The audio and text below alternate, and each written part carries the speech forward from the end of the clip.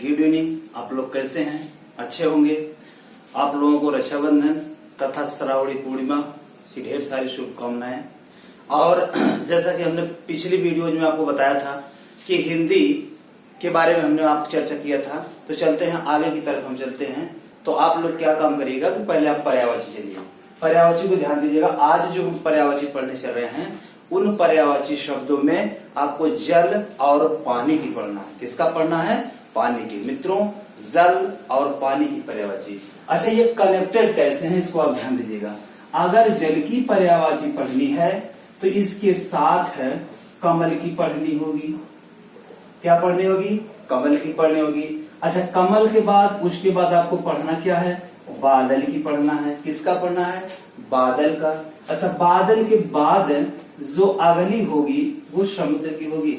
ये जो आपके हैं, ये आप देख रहे हैं, ये चारों एक दूसरे से रिलेट हैं, चारों एक दूसरे से रिलेटेड हैं। तो इनको हम ध्यान देते हैं। तो इनमें आज हम जो देखेंगे वो जल और कमल की पर्यायवाची को देखेंगे। किसका देखेंगे मित्रों? जल और कमल की देखते हैं। चलिए जल और कमल की देखते हैं। चलिए जल की पर्यायवाची को देखते हैं। तो ये जल की पर्यायवाची के शब्द को देखिए, ध्यान दीजिएगा कि दो आप कॉलम बनाइएगा। दो कॉलम में एक तरफ आप जल लिखिएगा और एक तरफ आपको जो लिखना होगा, क्योंकि संसाधन थोड़ा सा गड़बड़ है इसलिए आपसे वो है कि हमको भी थोड़ा दुख हो रहा है। फिलहाल ठीक हो जाएगी कंडीशन। अच्छा, जल की देखते हैं। तो जल को अगर देखा जाए तो जल की पर्यायवाची में वारी। क्या है? वारी। तोय, सलिल,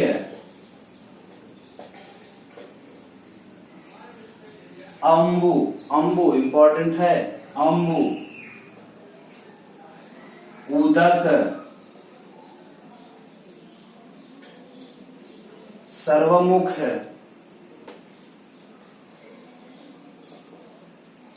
सारंग। क्या है मित्रों? सारंग, हरि,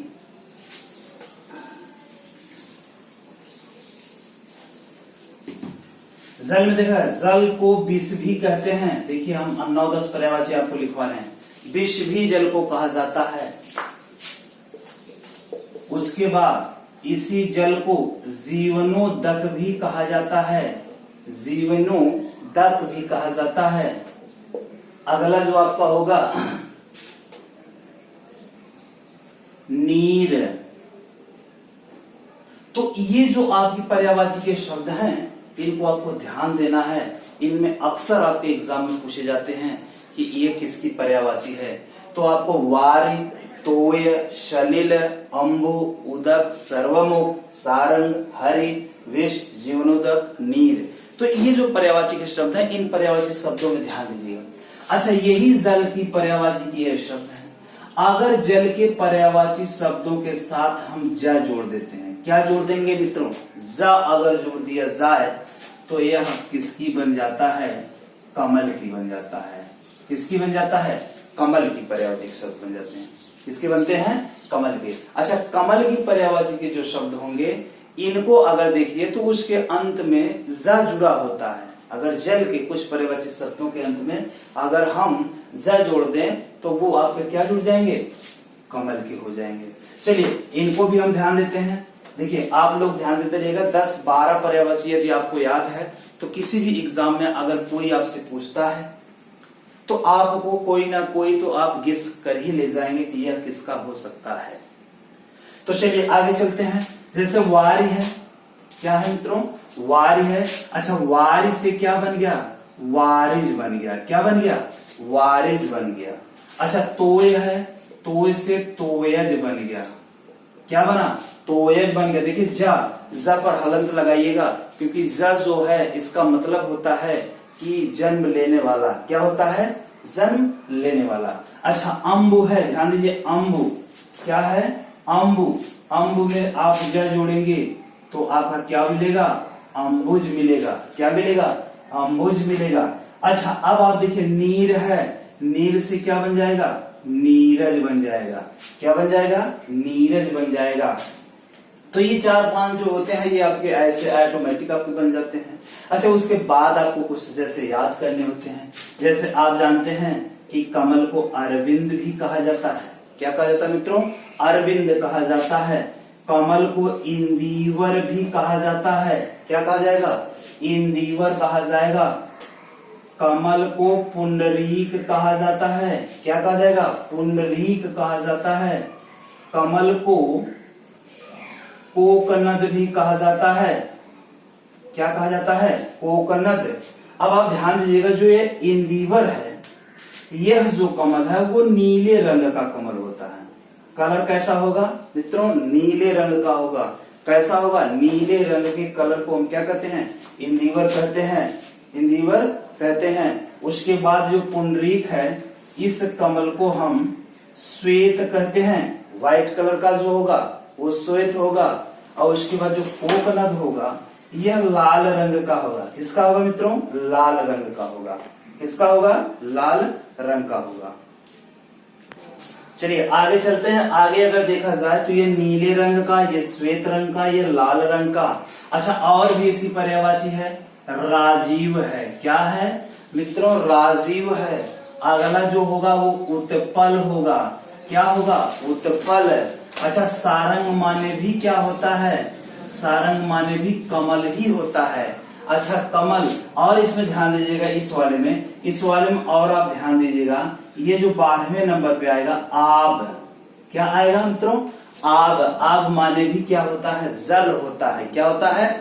जल होता है। तो इसी आब से जो शब्द बनेगा वो अब्ज बनेगा। क्या बनेगा? अब्ज बनेगा। आब प्लस जा, अब्ज आपका बनेगा।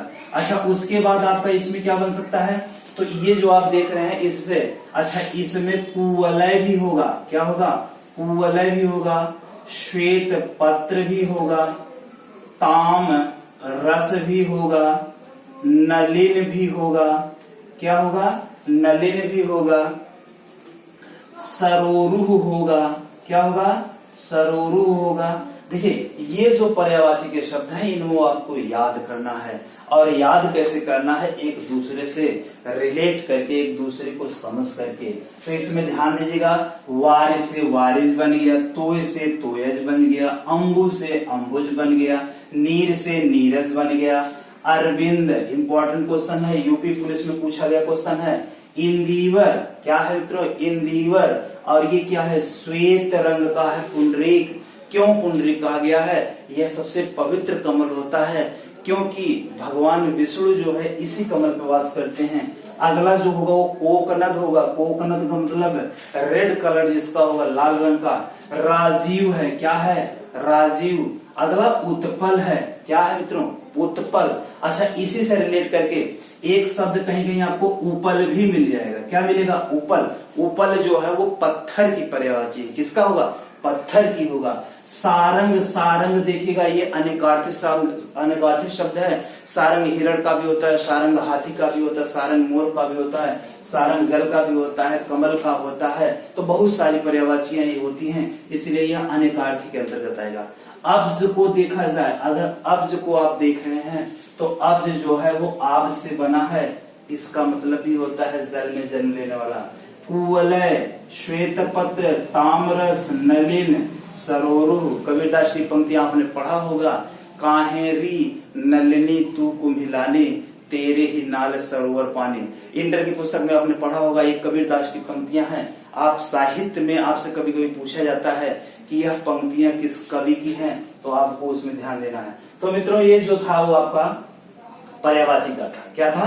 पर्यायवाची का। अच्छा, स्क्रीनशॉट जिसको लेना हो ले लीजिए। स्क्रीनशॉट जिसको लेना हो ले लीजिए। चलिए आगे चलते हैं। अब आपके हम टॉपिक पे आते हैं। किस पे आते हैं मित्रों?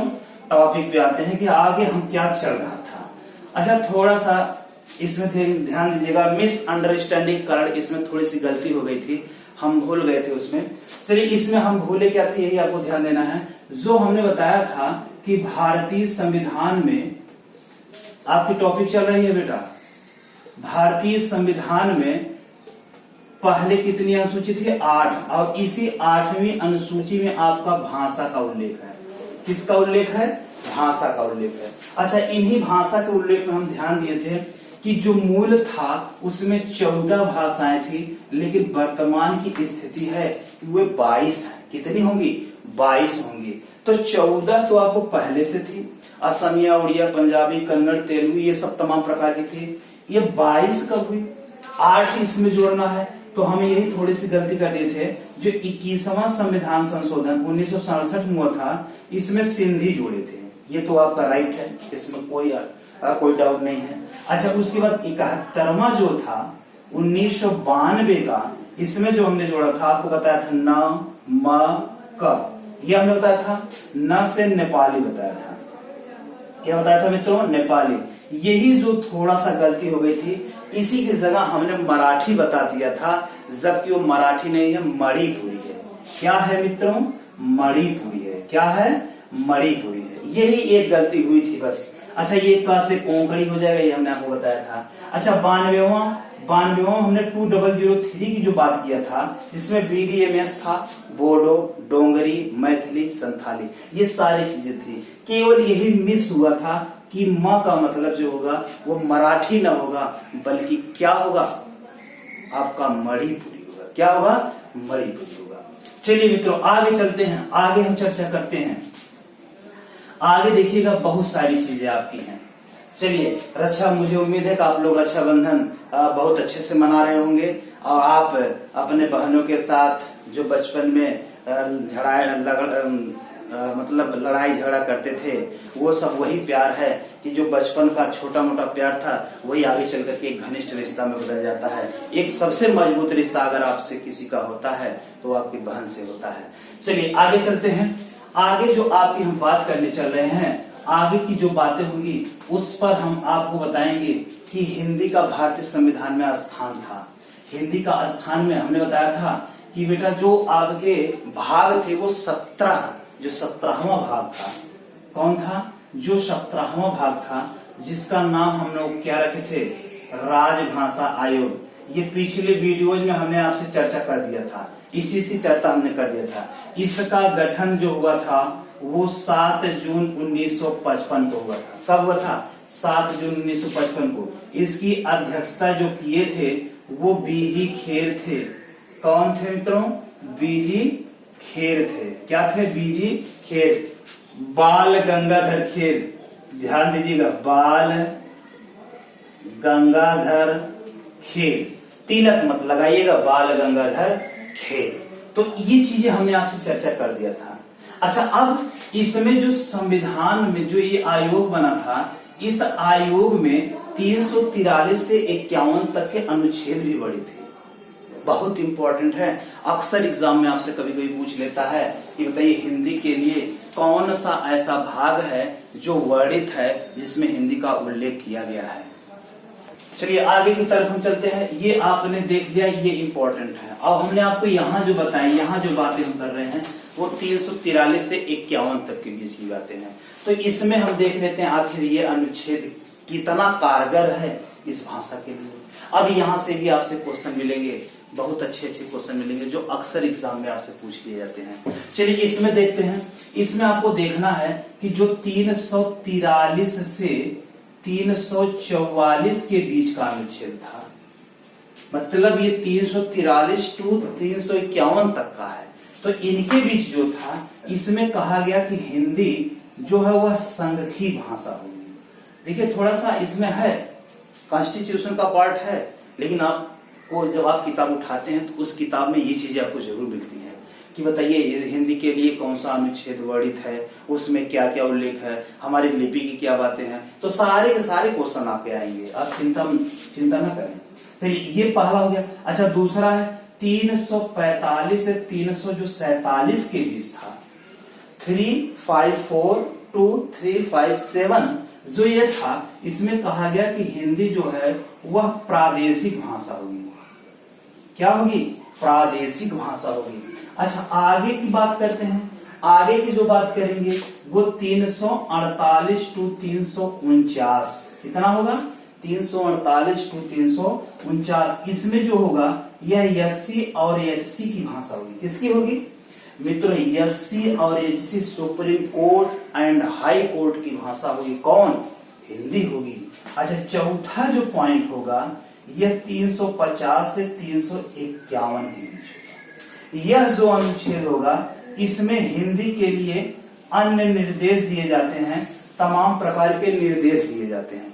निर्देश में ये बताया जाता है हिंदी को अक्षुण्ण बनाए रखना है, अल्पसंख्यक बड़े के लोगों के लिए भी हिंदी को मातृभाषा के रूप में ग्रहण करना चाहिए। तो ये जो था ये इंपॉर्टेंट है, क्योंकि 343 टू 344 ये इंपॉर्टेंट है। अब यहाँ से कैसे क्वेश्चन बनेंगे, यहाँ से हम आपको बातें करते हैं।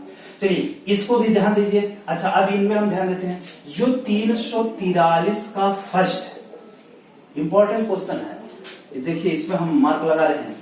ये तो 343 फर्स्ट है, इसमें कहा गया कि हिंदी हमारी राजभाषा होगी। क्या होगी?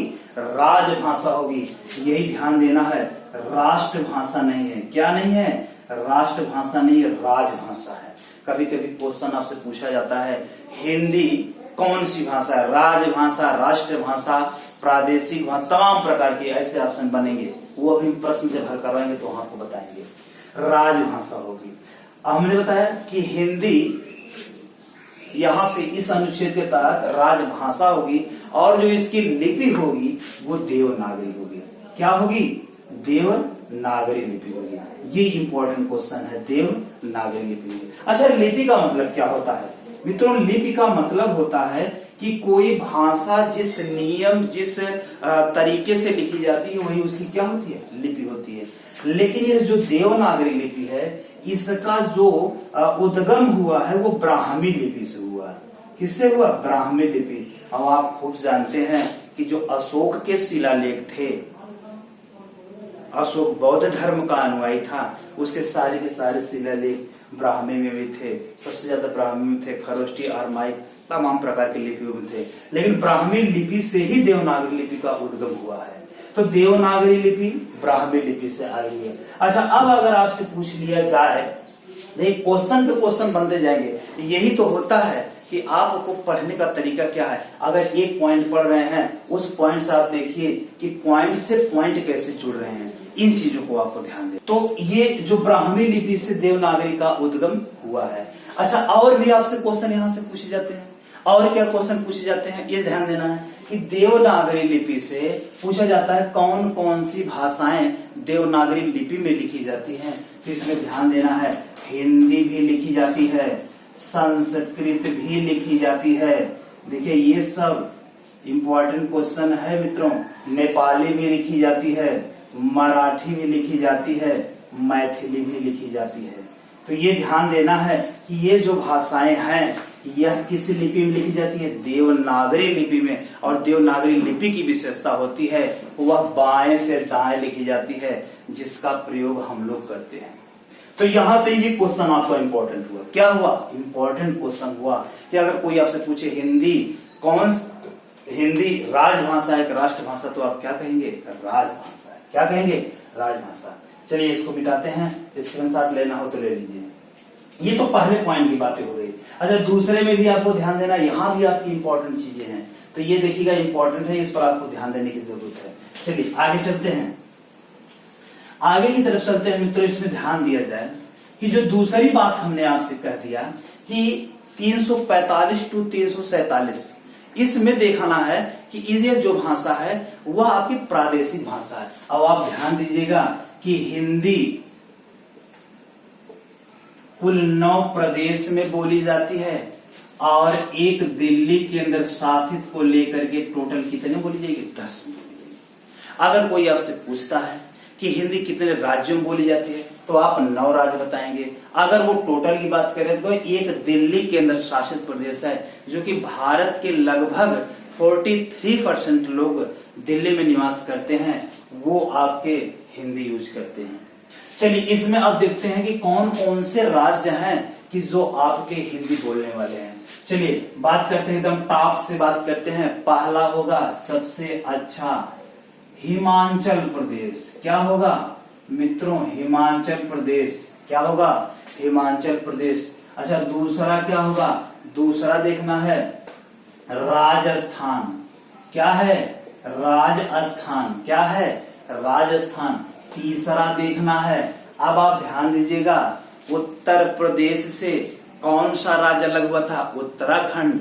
बिहार से कौन हुआ था? झारखंड। मध्य प्रदेश से कौन हुआ था? छत्तीसगढ़। तो ये जो है ये भी आपके हिंदी भाषी क्षेत्र में आते हैं।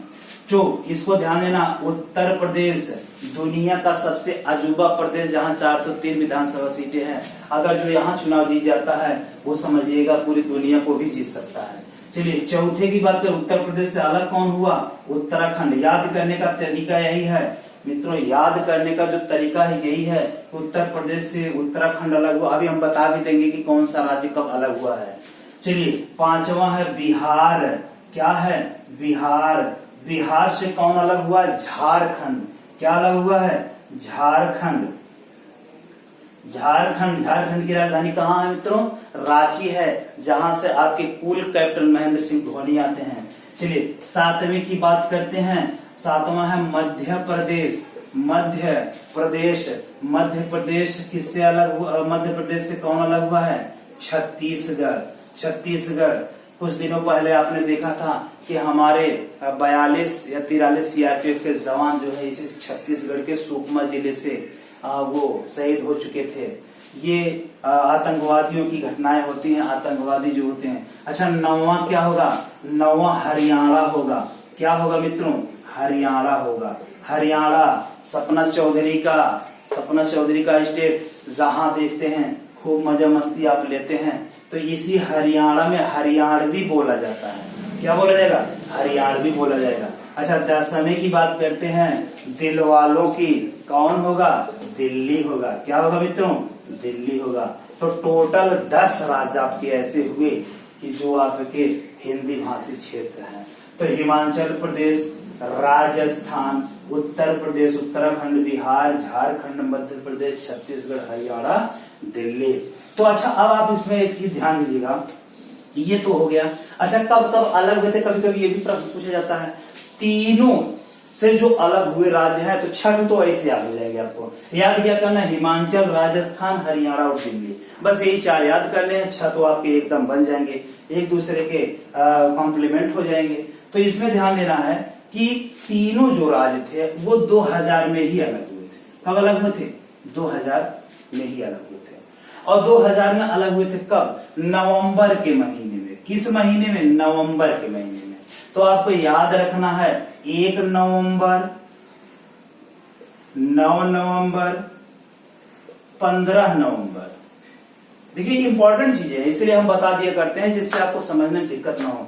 ये 1 नवंबर, ये 9, ये 15। अच्छा ये क्या है? छत्तीसगढ़। क्या है? छत्तीसगढ़। यह क्या है? उत्तराखंड है, उत्तर प्रदेश से अलग हुआ है। और यह क्या है? झारखंड है। क्या है? झारखंड है। लेकिन अलग सब किस सत्र में हुए हैं? 2000 में। किसमें अलग हुए हैं? 2000 में ही अलग हुए हैं। तो इसको अगर ट्रिक बनाना हो तो मित्रों आप बना सकते हैं छौझा। छौझा ट्रिक अगर याद है तो आपको याद रहेगा। छौझा ट्रिक बनाइएगा और उसमें याद रखिएगा कि 1-9-15, 1-9-15, 1 नवंबर, 9 नवंबर, 15 नवंबर। चलिए आगे की बात करते हैं। स्क्रीनशॉट लेना हो तो ले लीजिए, स्क्रीनशॉट जिसको लेना हो ले लीजिए। चलिए इसमें आपको ध्यान देना है कि ये सारी चीजें आप याद रखेंगे। राज्य याद करेंगे, राज्य के साथ साथ आपको याद करना क्या? जीएस पढ़ना है तो आपको राजधानी भी याद करना है। ठीक है, तो वो सब चीजें आप याद रखिएगा। ये ट्रिक्स हमने आपको बता दिया है, तो ऐसे आपके चलना। चलिए आगे चलते हैं, आगे चलते हैं। आगे की चर्चा अगर हम आप करें तो आप खूब जानते हैं कि 26 नवंबर 1949 को भारतीय संविधान बनकर के तैयार हो गया, पूरी तरह एकदम तैयार हो गया, अंगीकृत हो गया 26 नवंबर 1949 को। लेकिन 26 जनवरी 1950 को यह क्या हो गया? पूरे देश में लागू हो गया, प्रभावी हो गया। इसी दिन से हम गणतंत्र दिवस मनाते हैं। तो जब यह संविधान 1949 में बना, तो जब बना तो उसमें भी हिंदी का स्थान मिला, तो उसमें भी आपको ध्यान देना है। हाँ चलिए इस पर चर्चा कर देते हैं।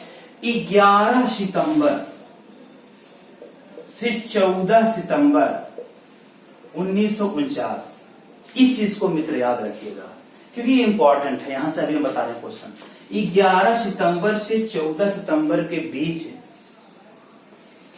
महान विचारकों लोगों में यह विचार शुरू हो गया और मतभेद भी शुरू हो गया कि आखिर जो राजभाषा है वो किसको माना जाए, हिंदी को माना जाए कि संस्कृत को माना जाए कि अंग्रेजी को माना जाए, क्योंकि तरह तरह के लोग विचारक थे। संस्कृत वाले संस्कृत के सपोर्ट करते थे, हिंदी वाले हिंदी की करते थे, अंग्रेजी वाले अंग्रेजी करते थे। लेकिन अंत में रिजल्ट ये निकला कि 11 सितंबर से 14 सितंबर के बीच बहस होने के बावजूद ये मिला कि 14 सितंबर 1949 को पहली बार हिंदी को राजभाषा घोषित किया गया। क्या किया गया? राजभाषा घोषित किया गया। क्या किया गया? राजभाषा घोषित किया गया। और इसी 14 सितंबर से हम प्रत्येक 14 सितंबर को क्या मनाते हैं? हिंदी दिवस मनाते हैं। क्या मनाते हैं मित्रों? हिंदी दिवस मनाते हैं। 14 सितंबर 1949 सत्र याद रखिएगा मित्र। क्यों नहीं? यदि याद नहीं रखेंगे तो आपके ऑप्शन क्या बना देगा? 1948 बनाएगा, 1950 बनाएगा, 1947 बनाएगा, 1946 बनाएगा। ऐसे अगर ऑप्शन आपका बना दिया, इसमें भी आपको ध्यान देना है, हमको याद क्या करना है।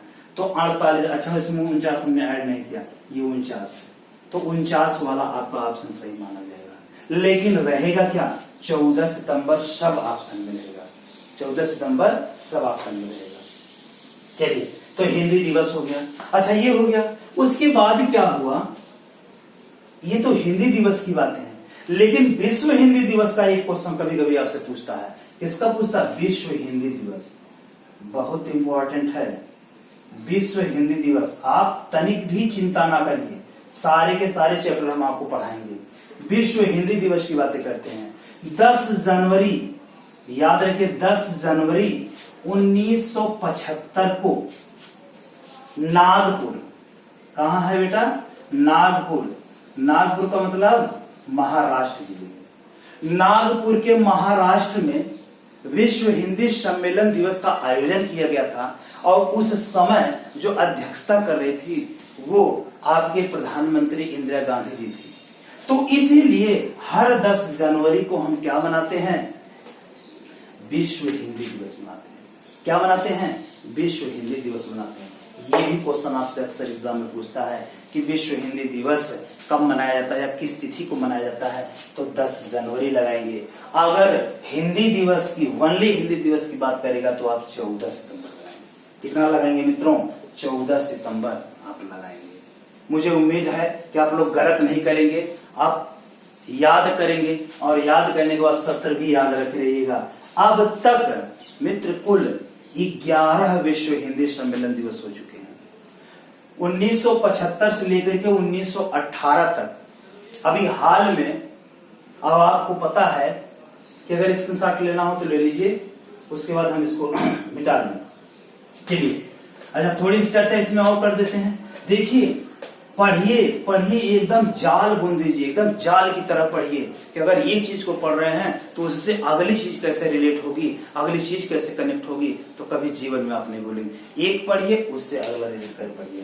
चलिए, विश्व हिंदी दिवस अभी हाल में 18 से 20 अगस्त 2018, ये समय आपका 11वां विश्व हिंदी सम्मेलन दिवस हुआ था। 11वां था, चौथा था, 11वां विश्व हिंदी सम्मेलन दिवस था। और कहां हुआ था? मॉरिशस। देखिएगा, मॉरिशस एक ऐसा देश है जहां हिंदी भाषी लोग हैं। और यह क्वेश्चन आपके सुपर टेट में पूछा, वो सॉरी सीटेट के एग्जाम में आपका आ चुका है। यह क्वेश्चन आपसे पूछा जा चुका है कि मॉरिशस कैसा देश है, मतलब वहां कौन बोलने वाले लोग हैं, तो वहां हिंदी बोलने वाले लोग हैं। मॉरिशस की राजधानी कहां है? पोर्ट लुई है। तो 11वां विश्व हिंदी सम्मेलन दिवस हाल में 2018 में जो हुआ था, 18 से 20 अगस्त के बीच, इसकी जो अध्यक्षता कर रहे थे आपके पीएम मोदी जी कर रहे थे। भारत के यशस्वी प्रधानमंत्री पीएम मोदी जी कर रहे थे। तो ये चीज, ये क्वेश्चन भी आप याद रखिएगा। मैं सारा का सारा क्वेश्चन आपको करवाऊंगा, आप चिंता करने की बात छोड़ दीजिए, क्योंकि ये जो चीजें हैं इंपॉर्टेंट है। चलिए आगे चलते हैं, आगे जो ये चीज याद रखिएगा, ठीक है। अच्छा हम आगे चलते हैं, इसको मिटाते हैं। देखिए क्वेश्चन पे क्वेश्चन आपके बनते चले जा रहे हैं। किताब जब आप उठाएंगे, जब प्रश्न आपको मेरा पढ़ाया हुआ मिलेगा तो मेरा चेहरा और मैं आपको याद आऊंगा। चलिए आगे चलते हैं, आगे चलते हैं। आगे आपकी जो बात है, एक क्वेश्चन और यहां से आपसे पूछा जाता है। क्वेश्चन ये है,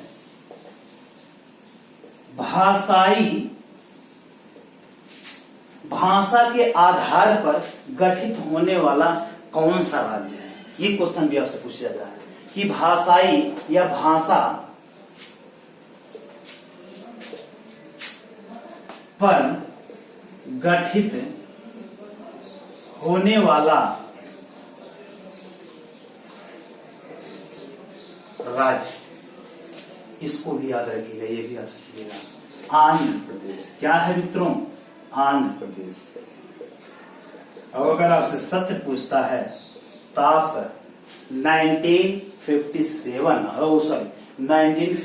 आप बताएंगे। क्या बताएंगे? 1956 आप बताएंगे। तो भाषाई या भाषा पर आधारित, भाषा पर गठित होने वाला राज्य या भाषाई पर गठित होने वाला राज्य आप क्या बताएंगे?